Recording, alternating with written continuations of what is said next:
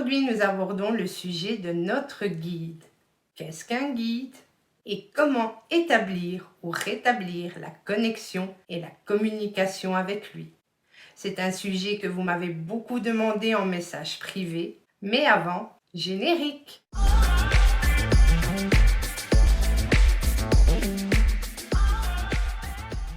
Et salut mes beautés, je suis Gayari et je vous souhaite la bienvenue vers la meilleure version de toi-même. Si vous n'êtes pas encore abonné, pensez à le faire, nous sommes proches des 1000 abonnés et quand nous les atteindrons, un tirage au sort sera fait dans les 1000 premiers abonnés et j'offrirai à quelques abonnés une guidance privée. Commençons par le commencement. Nous possédons tous un guide, voire plusieurs. Ils communiquent tous avec nous. Les questions sont: les entendons-nous? Les écoutons-nous? Mais avouons qu'avec la vie que nous menons, avec le stress, les distractions négatives dues aux médias, ce temps qui défile à toute vitesse et que nous ressentons tous, nous coupe de cette communication. Selon mon avis qui n'est que personnel, ce trop-plein mental qui à mon sens est voulu pour nous empêcher d'être trop conscients, d'instaurer la manipulation et de nous rendre compte que bien souvent nous acceptons l'inacceptable. Alors tentons de rétablir la connexion. Qu'est-ce qu'un guide?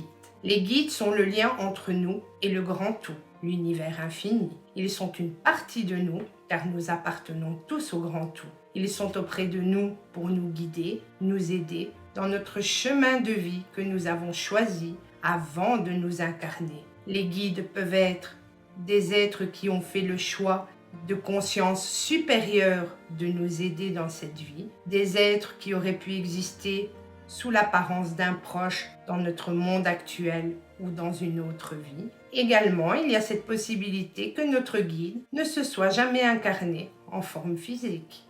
Quels sont les moyens de communication de nos guides? Comme je vous le disais dans ma vidéo précédente sur les synchronicités, je vous mets le petit en haut à droite si vous ne l'avez pas encore visionné. Les réponses à nos questions posées à nos guides peuvent arriver sous différentes manières et de façon inattendue. Elles peuvent nous paraître comme une évidence. Les guides nous connaissent mieux que personne. Ils connaissent tout de nous, sur quoi nous portons notre attention ou pas, nos peines, nos joies, nos émotions, nos croyances, nos réactions. Nous ne pouvons rien leur cacher. Ils savent très bien communiquer avec nous si notre demande est sincère et dans l'amour. C'est pourquoi quand nous posons une question, restons attentifs à tout signe extérieur. Nous pourrions ainsi avoir la réponse dans la journée, en lisant un article, en entendant une chanson, en participant à une discussion ou pendant la nuit, lors de nos rêves par exemple. La synchronicité est le plus gros moyen dont ils disposent pour communiquer et se faire comprendre. Voilà pourquoi dans mes premières vidéos, je vous ai expliqué qu'avec les années, j'ai pu tirer la conclusion que tout est lié dans le domaine spirituel et tous les sujets sont complémentaires. Comment établir ou rétablir la connexion, la communication avec nos guides? Évidemment, nous devons croire avec sincérité en eux, admettre que leur présence existe. Nous devons établir ou rétablir cette connexion de pleine conscience. La méditation reste à mon sens une des meilleures approches. Et comme je vous le dis toujours, la persévérance est notre meilleur outil. Une fois la connexion ressentie, que nous avons obtenu un échange télépathique, énergétique, etc., nous pouvons avec de l'entraînement poser des questions afin d'être guidés. S'il vous plaît, il ne s'agit pas là encore de tout obtenir en une seule fois. Comprenez bien que pour communiquer avec nous, nos guides doivent abaisser leur vibration à la nôtre, car ils évoluent sur un plan supérieur. La déduction est limpide. Plus nous augmentons notre taux vibratoire, plus l'échange sera facile et régulier. Je vous mets également le petit en haut à droite sur la vidéo « Comment augmenter son taux vibratoire ». Les guides communiquent en permanence avec nous et il est difficile pour nous de faire la différence entre le mental qui parle ou un guide. Les guides ne nous communiquent que des pensées d'amour et d'évolution pour nous-mêmes et pour les autres. Leur énergie nous régénère et notre corps vibre.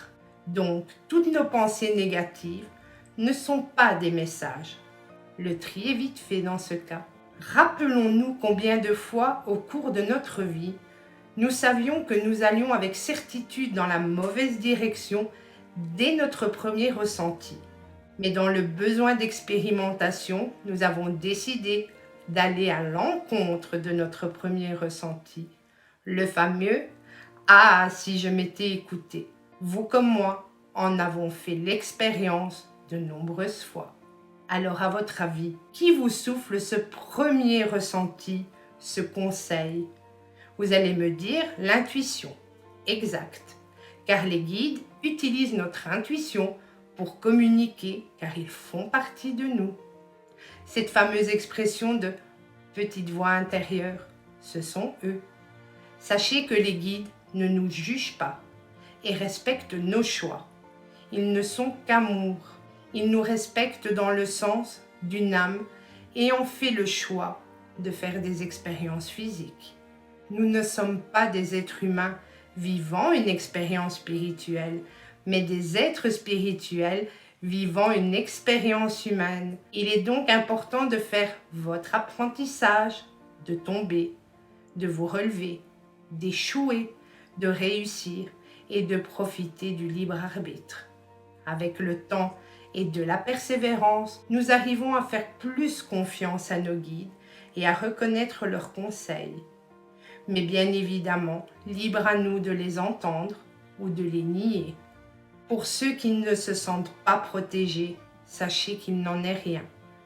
N'oublions pas, les guides ne peuvent interférer avec notre libre arbitre. Si vous avez décidé chaque matin de maltraiter la vie au lieu de la remercier et de ne pas comprendre que vous pouvez changer les choses, vous attirez ce que vous êtes, loi d'attraction. Cela reste votre choix et les guides respectent cela. Mais dès l'instant où nous nous imprégnons de leur présence, sachez qu'ils nous offriront avec joie et amour une guidance consentie. Un guide reste une partie de nous car nous faisons partie du grand tout. Nous venons de la même source, nous sommes simplement divisés. Dites-moi en commentaire vos expériences avec vos guides. Souvent, on me demande quel est le prénom de mon guide. Ne nous focalisons pas sur ce genre de détails. Utilisons simplement cette énergie qu'il nous apporte pour profiter de tous ses bienfaits. Je vous prépare également une méditation guidée à ce sujet. Que les plus belles énergies t'accompagnent vers la meilleure version de toi-même. Namasté.